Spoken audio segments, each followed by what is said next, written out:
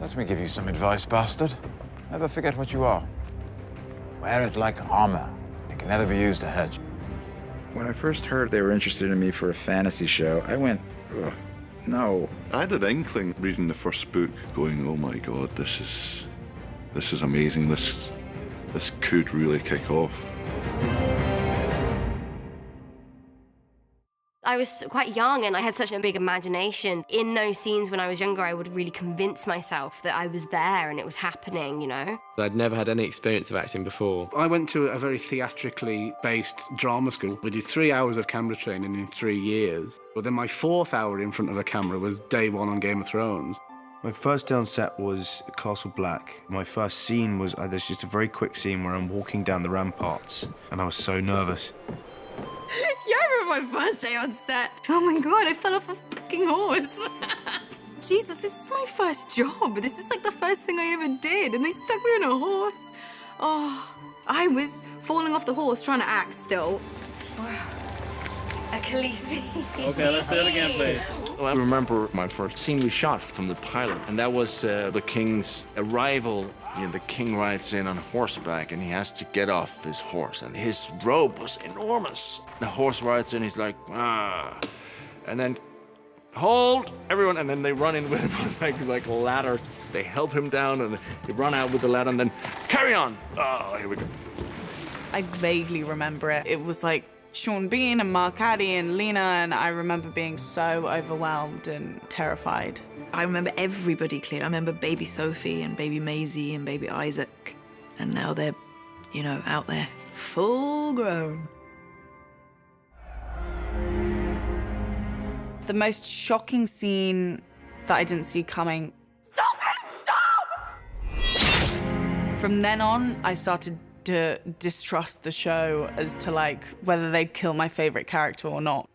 I think the most shocking was probably my death. The Hodor moment, I couldn't quite believe. Hold the door! Hold the door!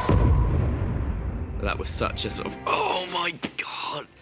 I watched The Red Wedding, and I didn't really read into it in the script of what happened. I think I just did my bit and went la la la, and then when it came out, I remember I watched it in the morning. I'm a big guy, big tough guy, but guess what? I burst into tears. That was an absolute shocker. I remember just watching going, no, no, no, no, no, no, no, no, what?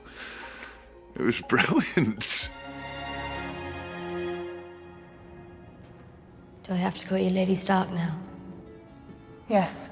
My favorite day on set would be the day that I was reunited with Maisie.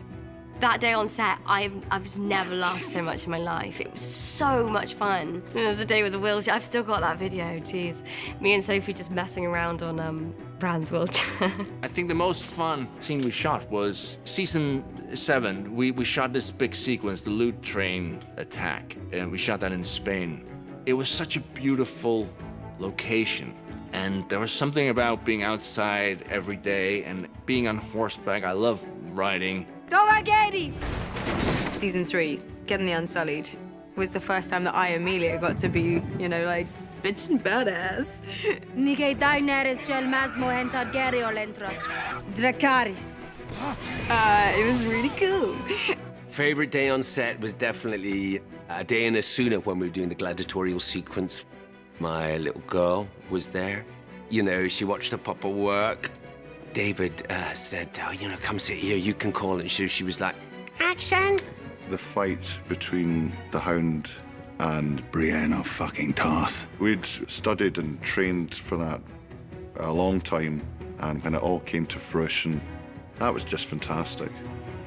Iceland, season 2, the first day we were there. That was my favourite day on Thrones. I'd never been to a more beautiful place in my life, and it was special for so many reasons.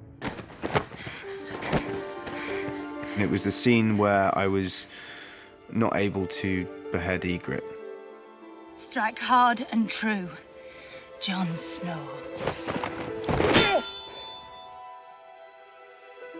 My favourite actor to work with was Rose Leslie. There was something really special about working with Rose. You know, I really, really enjoy working with John Bradley. He saw this in a vision. I really enjoyed the scene with Mark Addy way back in season 1, just because it was so intense and it was like pages and pages long, and it was really unexpected from those two characters. Sometimes I don't know what holds it together. Our marriage. There's an ease that I get with acting with Ian Glenn because he's been my pal the whole time. There's been my buddy. And the most beautiful thing about Amelia is she has no idea how good she is. She genuinely has no idea. And she still has no idea. She's always sort of vulnerable, which gives is part of a great gift.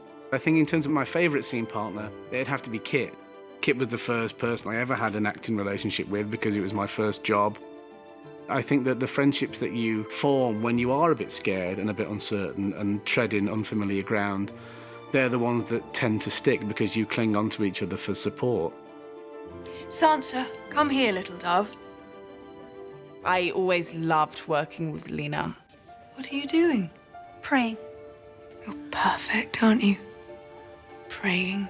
Just watching her and learning from her was the best drama lesson I could have ever hoped for.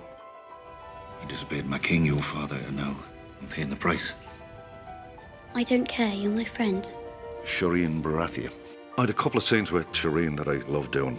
To have her level of humanity and decency and cleverness and brightness. He just treats her as an equal, and I really like that aspect of the relationship that they had. I really miss Charles Dance, who played my father, Tywin Lannister. We had such a great chemistry and a great friendship. Tyrion. Despite our on-screen relationship. I'm very fortunate to work with the greatest cast.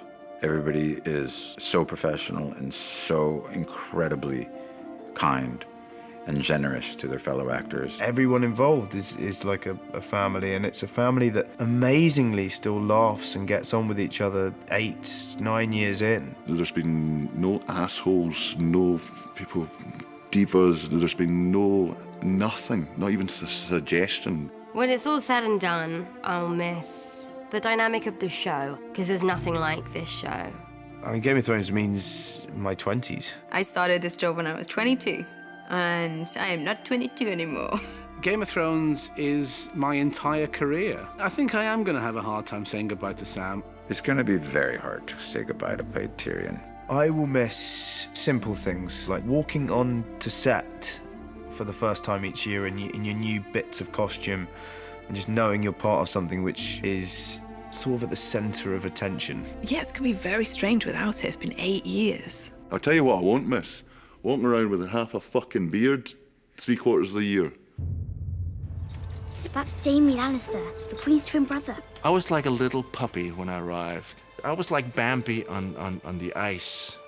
And coming to Belfast, I learned how to walk with pride and joy. I've grown up with these people. I've changed so much as a person because of these people. I'm so confident. I've just got this confidence from the show and from playing Arya. I really feel like I just want to inject that into each and every person that I know and love, but then also any girl that admires the work that I do. The journey that I've been on with Daenerys, it's sharpened me as an actor. It's shown me the range that I can do, and because of the heights that she goes to, it's forced me to find them within myself. Game of Thrones has been such an education for me in everything. Having to be around adults from the age of 10 and work on a professional set, get up and learn your lines and really think about a character has also taught me a lot about myself. As an actor, you work and work and work and you audition and you don't get parts, and you do get parts, and sometimes they're great experiences and sometimes they're really shitty. And this has been incredible. Thrones is the Holy Grail, where it's something that is enormously, globally, massively popular, and people think it's cool. You know, people are always trying to copy things or do variations of things. It's rare you get something which is a completely original fantasy. It's the most realistic show that I've ever done that also happens to have dragons and dead people walking around in it. I think a lot of fantasy is heavy on the dragon and light on the character. We're the opposite. This show will be discovered by generations to come. It's timeless. Every season there's something else bigger than the last season and better than the last season. And here we are, season 8. It's cinematic. We're making 10-hour movies every year.